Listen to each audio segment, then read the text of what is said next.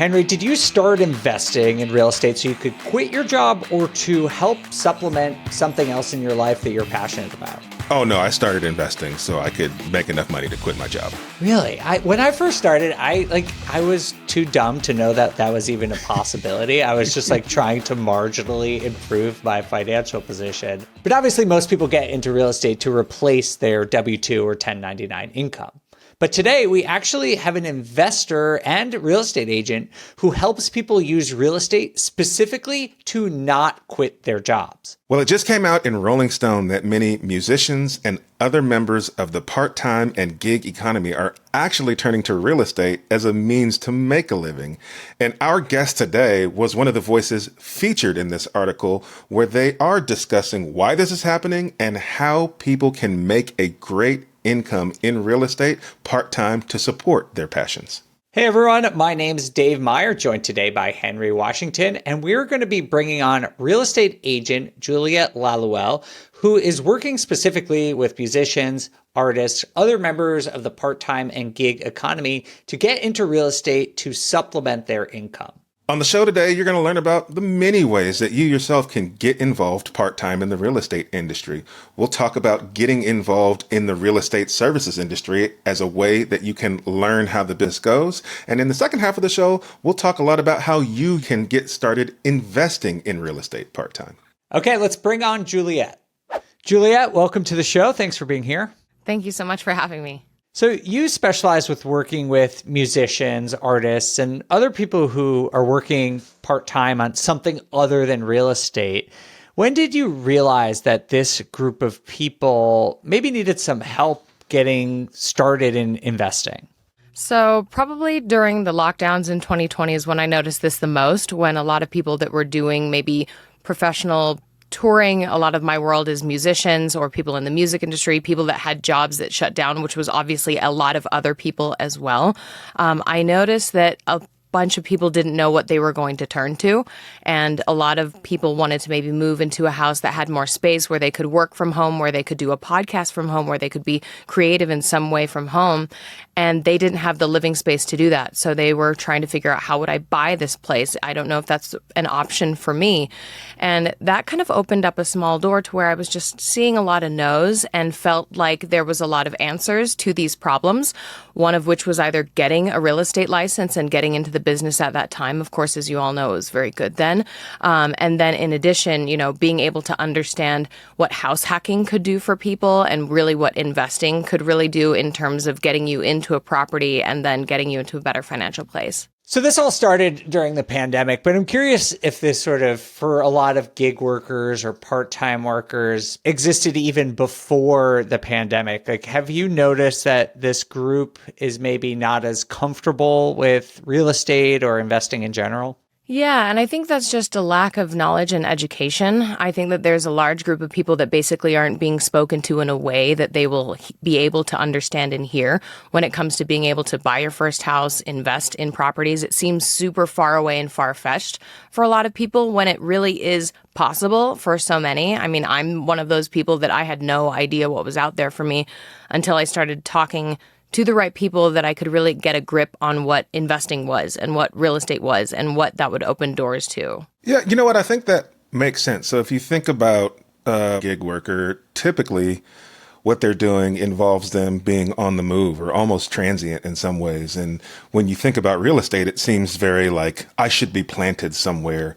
And if I'm not planted somewhere, then maybe this isn't a thing I should look into.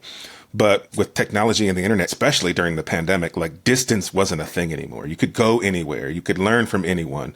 And now all these tools are in place where you don't have to even own your own home in order for you to be a successful investor. And all the tools are out there for you. And so it's great that people like you who understand what that lifestyle is like can put that information, that knowledge in front of people to help them realize, hey, you can invest and continue the lifestyle that you have, right? So I think that makes a lot of sense. Exactly. I know a lot of people that basically own multiple investment properties and they still rent out their primary house just because they're moving around all the time physically, whether that's because of work or they're just never home, all of that good stuff. And then in agreement with the pandemic, a lot of people were able to basically work remotely, and that opened up a lot of doors for people that are touring on the road or on the road in various ways. You're never really in one place. They were able to work really anywhere. So what is it then about real estate, Juliet, that makes it a good option for this subset of the population? Because if they can invest in anything, what makes real estate attractive? I think that one of the things that makes real estate attractive for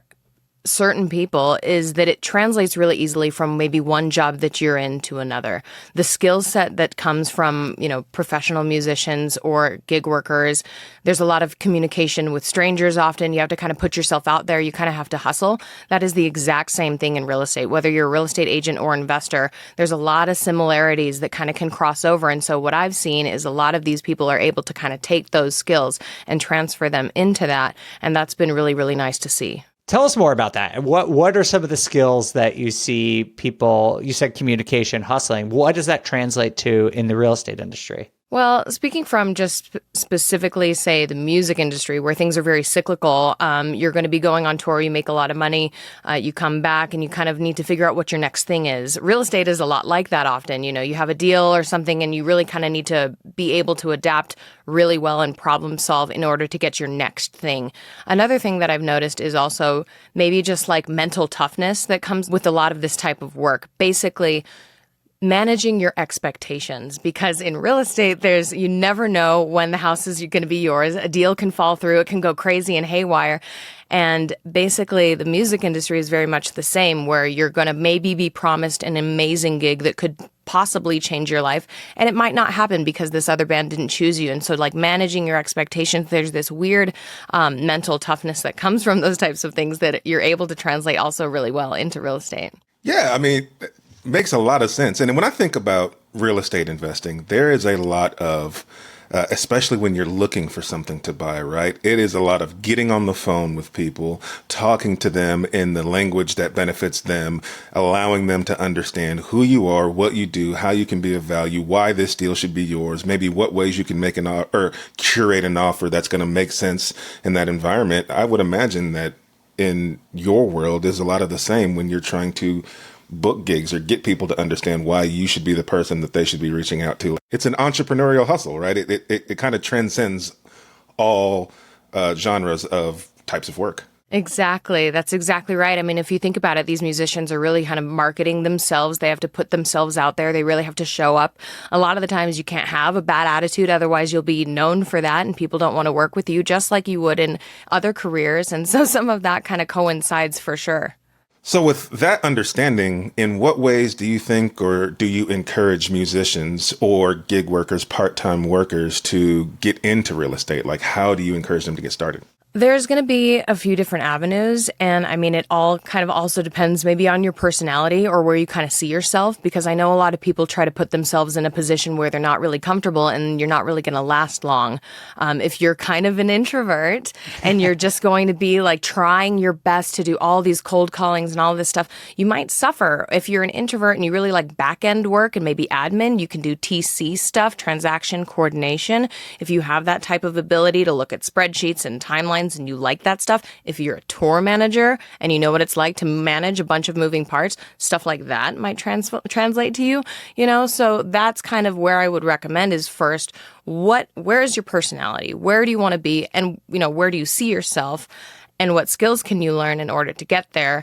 And then apply yourself to that position, because there's so many different positions in real estate, whether you want to be a lender because you're good with numbers and you like finances, or you want to be a realtor because you're a people person and you want to do those types of things and you love houses, and, you want to be an investor because you love how architecture is and you're fascinated by design. There's so many different things alongside with ISA. You can be an inside sales assistant or doing cold calls. Like there's so many options under the umbrella of real estate.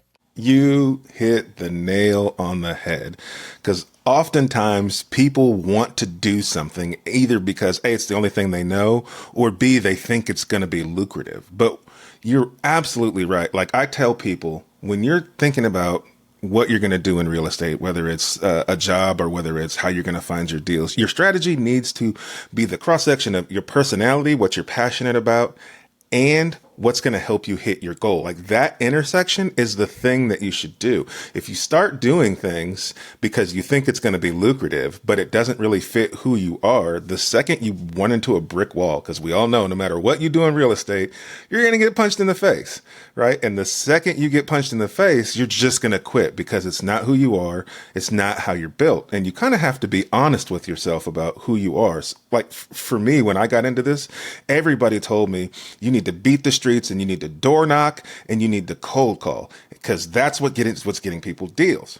But that ain't me. Like, it's just the second I knock on somebody's door and they curse me out, I wear my emotions on myself. I was devastated, right? And I won't stick with it, right? So I had to pick a way to get into it that I knew would fit my personality, but that would also help me hit my goals. And I think too many times people, they just dive in to start doing something. It doesn't fit who they are. They devastated and they quit. And the only thing that makes people successful in real estate is the stick-to-itiveness. There's no secret sauce. You just got to keep pushing.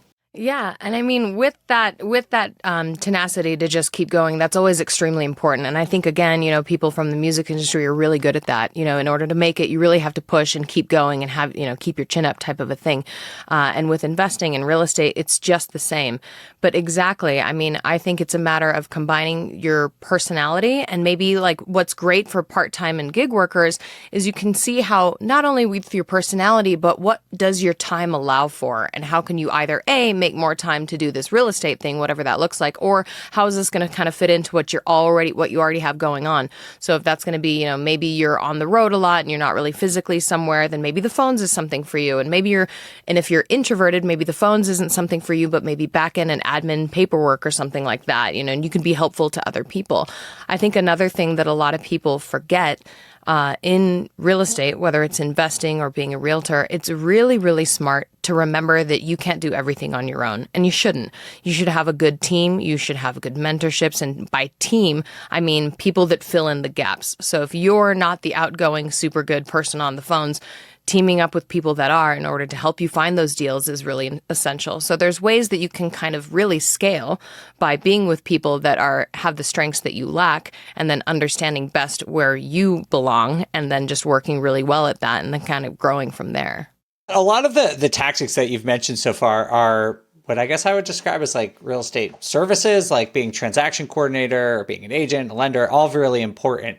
But in some ways, is that just another gig for people? Like, why should they do real estate? Or is that like a stepping stone to an investment? Or how do you see that and why they should do this over any other sort of job? Sure. I think that some of this stuff for some people is a really good beginning avenue where you can kind of start and you can get your foot in the door and you can learn the skill sets in order to become that investor.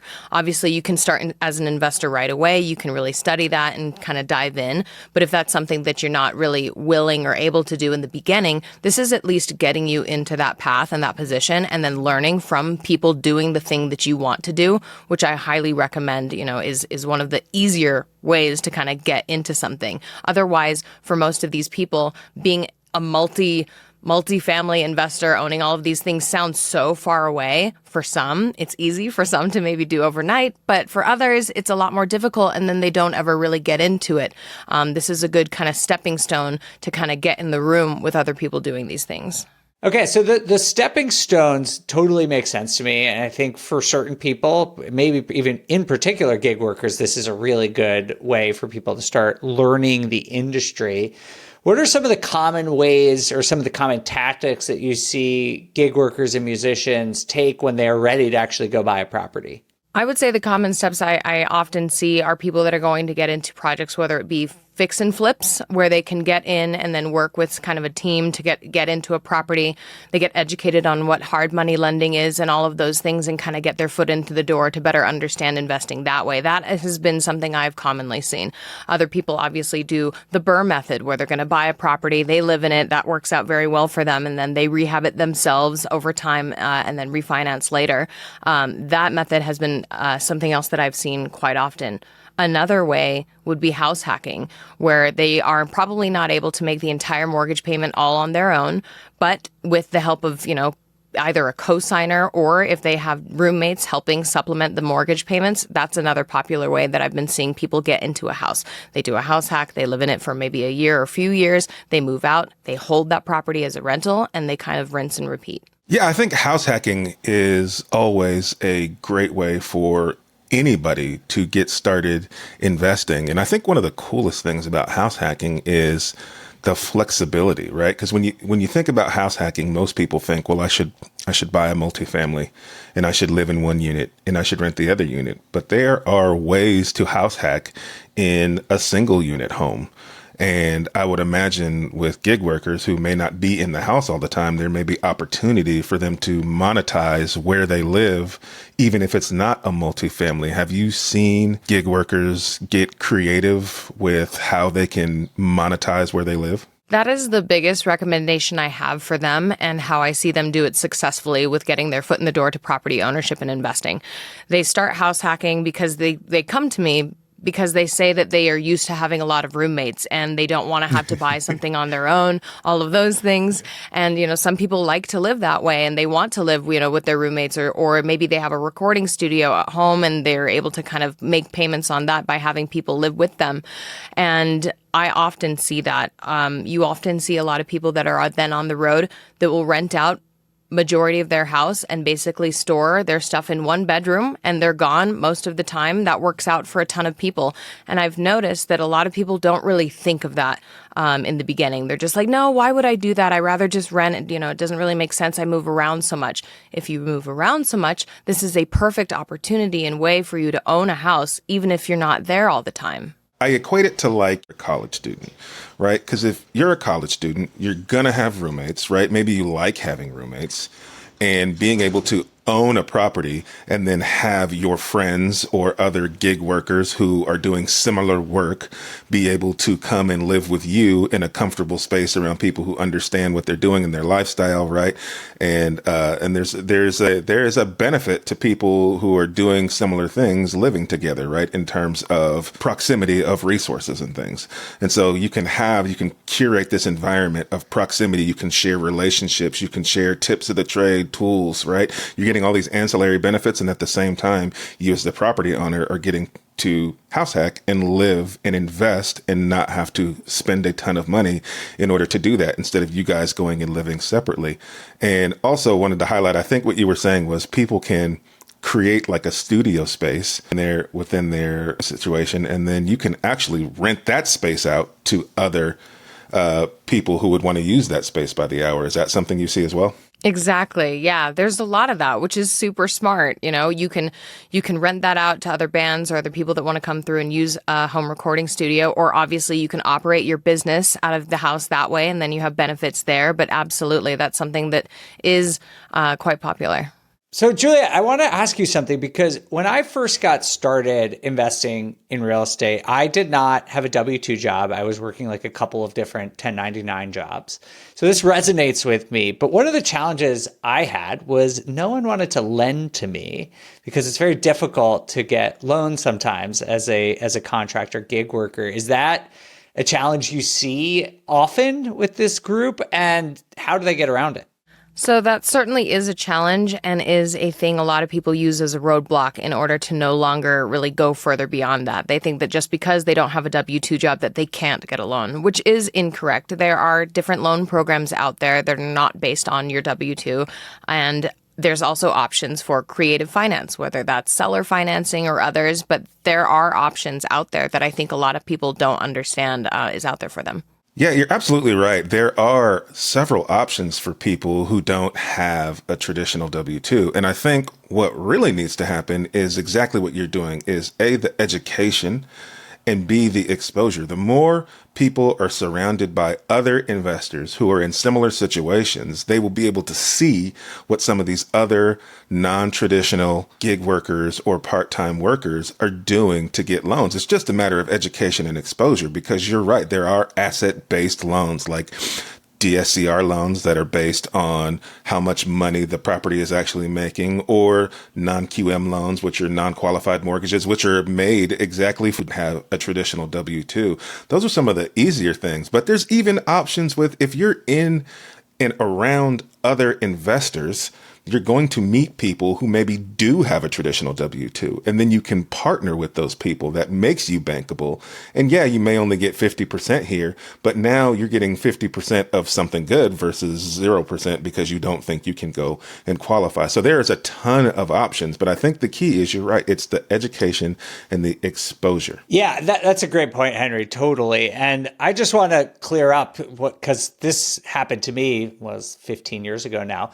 There's so many more options now to get around this. Like DSCR loans 15 years ago was not something, maybe they existed. I had not heard of them, but I don't think that they were commonplace for investors. And what I had to do, which is still a good strategy, by the way, is like, I just found a partner who had a good job and who could get a loan. And so like that's still a perfectly viable way to do it. But just want to call it that, like, now this is one of the reasons why it is a good time for gig workers, 1099 workers to consider this, because the lending industry has really evolved and gotten more creative as a whole to enable people to buy these types of properties.